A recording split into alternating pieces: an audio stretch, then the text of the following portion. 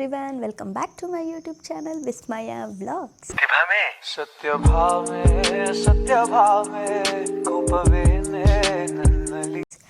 ಇವತ್ತಿನ ವಿಡಿಯೋ ಏನು ಗೊತ್ತಾ, ಕಂಪ್ಲೀಟಾಗಿ ನಾನು ನಿಮಗೆ ಇವತ್ತು ಮಾಸ್ಟರ್ಸ್ನ ಮುಗಿಸೋದಕ್ಕೆ ಎಷ್ಟು ಕ್ರೆಡಿಟ್ಸ್ ಬೇಕಾಗುತ್ತೆ ಜರ್ಮನಿನಲ್ಲಿ with respect to my university, ಅದಕ್ಕೆ ಕ್ರೆಡಿಟ್ಸ್ ಹೆಂಗೆಲ್ಲ ಡಿವೈಡ್ ಆಗಿರುತ್ತೆ ಅನ್ನೋದನ್ನು ನಾನು ನಿಮಗೆ ಇವತ್ತು ಹೇಳಕ್ಕೆ ಹೋಗ್ತಾ ಇದ್ದೀನಿ. ಸೊ ಎಸ್, ಈ ವಿಡಿಯೋನ ನಿಮಗೆ ಯಾರಾದರೂ ಜರ್ಮನಿಗೆ ಬರೋ ಫ್ರೆಂಡ್ಸ್ ಇದ್ದರೆ ಅವ್ರಿಗೆ ಶೇರ್ ಮಾಡಿ. ಹಾಗೆ ನೀವು ಯಾರಿಗಾದರೂ ಇದನ್ನ ಎಕ್ಸ್ಪ್ಲೇನ್ ಮಾಡಬೇಕು ಅಂತಿದ್ರೆ ಅಥವಾ ನಿಮಗೆ ಎಕ್ಸ್ಪ್ಲೇನಬಲ್ ಆಗಿತ್ತು ಅಂತಂದೇಳಂದರೆ ನಿಮ್ಮ ಫ್ರೆಂಡ್ಸ್ ಯಾರಾದರೂ ಜರ್ಮನಿಗೆ ಬರಬೇಕು ಅಂತಂದೇಳಿ ಅಂದ್ಕೊಂಡಿರೋರಿದ್ದರೆ ಅವ್ರಿಗೆ ಈ ವಿಡಿಯೋನ ಶೇರ್ ಮಾಡಿ ಅಂತ ಹೇಳ್ತಾ ವಿಡಿಯೋನ ಸ್ಟಾರ್ಟ್ ಮಾಡೋಣ.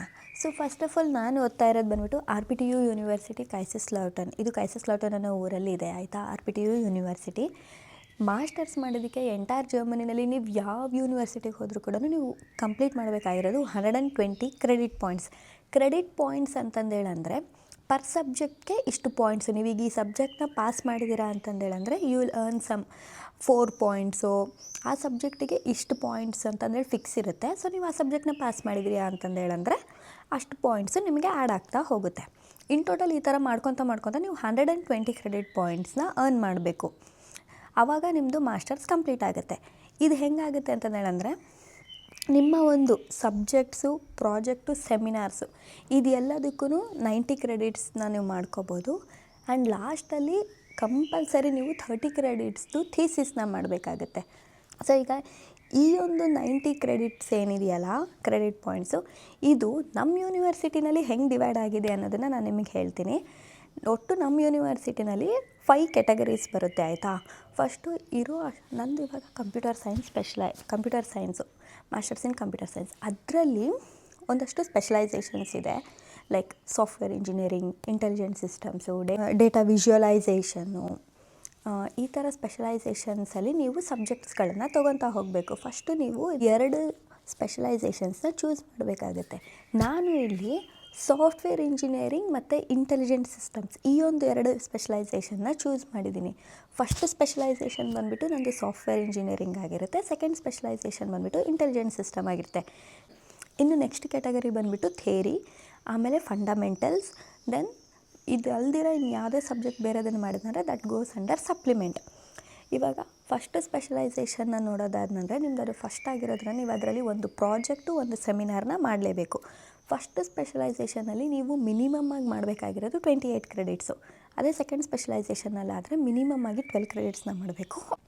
ಥೇರಿ ಆ್ಯಂಡ್ ಫಂಡಮೆಂಟಲ್ಸ್ ಬರೋದಾದ್ನಂದರೆ ಈಚ್ ಥೇರಿ ಕ್ಯಾಟಗರಿಯಲ್ಲಿ ನೀವು ಮಿನಿಮಮ್ 8 ಕ್ರೆಡಿಟ್ಸ್ನ ಮಾಡಬೇಕಾಗುತ್ತೆ. ಆ್ಯಂಡ್ ಫಂಡಮೆಂಟಲ್ಸ್ ಕ್ಯಾಟಗರಿನಲ್ಲಿ ಮಿನಿಮಮ್ 8 ಕ್ರೆಡಿಟ್ಸ್ನ ಮಾಡಬೇಕಾಗುತ್ತೆ.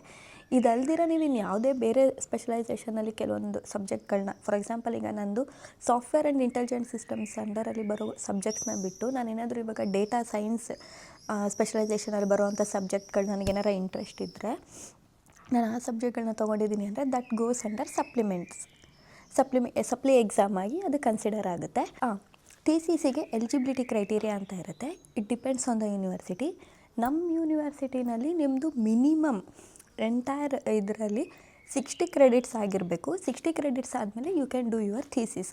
ಆಲ್ಸೋ ಇವಾಗ ನೀವು ಸಬ್ಜೆಕ್ಟ್ಗಳನ್ನ ತೊಗೋಬೇಕಾದ್ರೆ ನನ್ನ ಇಷ್ಟ ಇಲ್ಲಿ ಒಂದು ಸಿಸ್ಟಮ್ ಇದೆ ಆಯಿತಾ, ಸೆಮಿಸ್ಟರ್ ಬ್ರೇಕ್ ಅಂತಂದೇಳಿ ಅಂದ್ಬಿಟ್ಟು. ಫಾರ್ ಎಕ್ಸಾಂಪಲ್ ಇವಾಗ ನಾನು ಒಂದು ಸೆಮಿಸ್ಟ್ರಲ್ಲಿ ಬರೀ ಒಂದು 5-10 ಕ್ರೆಡಿಟ್ಸ್ನ ಕೂಡ ಮಾಡ್ಕೊಳ್ಬೋದು. ಆ್ಯಂಡ್ ನೆಕ್ಸ್ಟ್ ಸೆಮಿಸ್ಟ್ರಲ್ಲಿ ಎಲ್ಲದನ್ನು ಕವರ್ ಮಾಡ್ತೀನಿ ಅಂತ ಹೇಳಿದ್ರೆ ನೆಕ್ಸ್ಟ್ ಸೆಮಿಸ್ಟ್ರಲ್ಲಿ ನಾನು 40 ಕ್ರೆಡಿಟ್ಸ್ನ ಕೂಡ ಬರಿಬೋದು.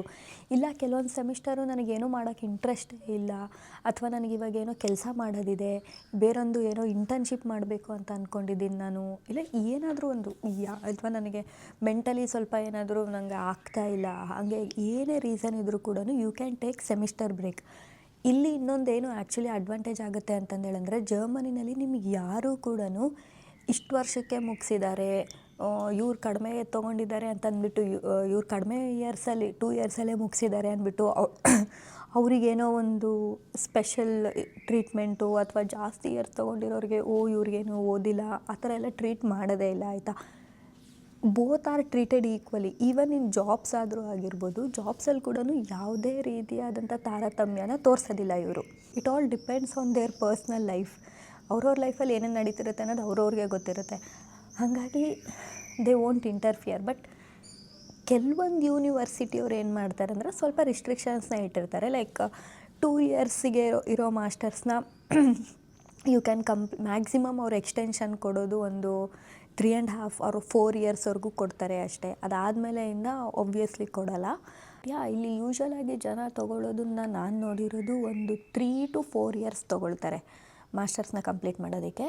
ದಟ್ಸ್ ಬಿಕಾಸ್ ಇಲ್ಲಿ ಎಕ್ಸಾಮ್ ಬರೀಬೇಕು ಅಂತ ಹೇಳಿದ್ರೆ ಕಂಟಿನ್ಯೂಸ್ ಆಗಿ ನಮ್ಮಲ್ಲಿ ಥರ ಒಂದು ತಿಂಗಳಲ್ಲೇ ಫುಲ್ ಎಲ್ಲ ಮುಗಿಸ್ಬಿಡಲ್ಲ, ಆಯಿತಾ. ಆಲ್ಮೋಸ್ಟ್ ಇವಾಗ ಎಕ್ಸಾಮ್ಸು ನಾನು ಜುಲೈಯಲ್ಲಿ I have my first exam, ಆಯಿತಾ. ನನ್ನ ಲಾಸ್ಟ್ ಎಕ್ಸಾಮ್ ಇರೋದು ಅಕ್ಟೋಬರಲ್ಲಿ. ಮತ್ತು ಅಂದರೆ ಇಟ್ಸ್ ಲೈಕ್ ಎಕ್ಸಾಮ್ಸ್ಗಳು ಮತ್ತೆ ನಾನೇನು ಜಾಸ್ತಿ ಕೂಡ ಕೊಡ್ತಾಯಿಲ್ಲ. ನಾರ್ಮಲ್ ಒಂದು 5-6 ಎಕ್ಸಾಮೇ ಕೊಡ್ತಾ ಇರ್ತೀನಿ. ಬಟ್ ಸ್ಟಿಲ್ ಒಂದು ತಿಂಗಳಿಗೆ ಒಂದೊಂದು ಎಕ್ಸಾಮ್ ಇರುತ್ತೆ. ಒಂದೇ ಸರ್ತಿಗೆ ಎಲ್ಲ ಎಕ್ಸಾಮು ಇತ್ತು ಅಂತಂದೇಳಂದರೆ ನೀವು ಆ ಒಂದು ಅಲ್ಲಿ ಎಲ್ಲದನ್ನು ಮುಗಿಸ್ಬಿಡ್ತೀರಾ. ಬಟ್ ಹೆಂಗಾಗುತ್ತೆ ಅಂತಂದೇಳಂದರೆ ಇವಾಗ ನಮಗೆ ಒಂದೊಂದು ತಿಂಗಳಿಗೆ ಒಂದೊಂದು ಎಕ್ಸಾಮ್ ಇರೋದ್ರಿಂದ ಒಂದಕ್ಕೆ ಫುಲ್ ಇಂಟ್ರೆಸ್ಟ್ ಇರುತ್ತೆ. ಆಗಲಿ ಲಾಸ್ಟ್ ಬರೋ ಅಷ್ಟರಲ್ಲಿ ಯಪ್ಪ ಇದೆಲ್ಲ ಯಾವಾಗ ಮುಗಿಯುತ್ತೋ ಅಂತ ಅನಿಸ್ಬಿಟ್ಟಿರುತ್ತೆ. ಆಮೇಲೆ ಇನ್ನೊಂದು ಹೆಂಗಾಗುತ್ತೆ ಅಂತಂದೇಳಂದರೆ ನಮ್ಮಲ್ಲಿ ಈ ಸಿಕ್ ನೋಟು ಸಿಕ್ ಲೀವು ಅನ್ನೋದೆಲ್ಲ ಕಾನ್ಸೆಪ್ಟ್ ಇದೆ, ಆಯಿತಾ. ಎಕ್ಸಾಮ್ಗಿಂತ ನಾವು 1 ವಾರ ಮುಂಚೆ ನಮಗೇನಾದರೂ ಇದು ಓದೋಕ್ಕಾಗ್ತಿಲ್ಲ, ಈ ಸಬ್ಜೆಕ್ಟ್ನ ನಾನು ಮಾಡೋಕ್ಕಾಗ್ತಿಲ್ಲ ಅಂದರೆ I can register without any reasons. ನಾನು ಎಕ್ಸಾಮ್ ಬರೆಯೋಲ್ಲ ಅಂತಂದೇಳಿ ಅಂದ್ಬಿಟ್ಟು ಡೈರೆಕ್ಟಾಗಿ ಹೇಳ್ಬೋದು.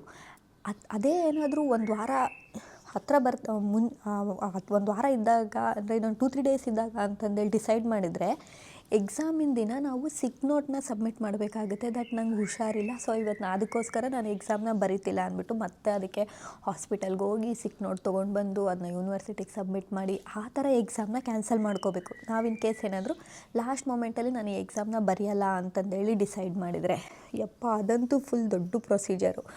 ನಾನು ಇಲ್ಲಿವರೆಗೂ ಹಂಗೆ ಮಾಡಿನೇ ಒಂದು 4-5 ಎಕ್ಸಾಮ್ನ ಬಿಟ್ಟಿದ್ದೀನಿ. ರಿಜಿಸ್ಟ್ರ್ ಮಾಡಬೇಕಾದ್ರೆ ತುಂಬ ಜೋಶ್ ಇರುತ್ತೆ. ಈ ಸರ್ತಿ ಇದಿಷ್ಟು ಸಬ್ಜೆಕ್ಟ್ಗಳನ್ನ ಮುಗಿಸ್ಬಿಡೋಣ, ಇಷ್ಟು ಕ್ರೆಡಿಟ್ಸ್ ಮಾಡಿಬಿಡೋಣ ಅಂತಂದೇಳಿ ಅಂದ್ಬಿಟ್ಟು. ಬಟ್ ಎಕ್ಸಾಮ್ ಬರ್ತಾ ಆ ಇಂಟ್ರೆಸ್ಟೇ ಹೊರ್ಟೋಗ್ಬಿಡುತ್ತೆ. ಫುಲ್ ಓದೋದು ಅದ್ರದ್ದೆಲ್ಲ.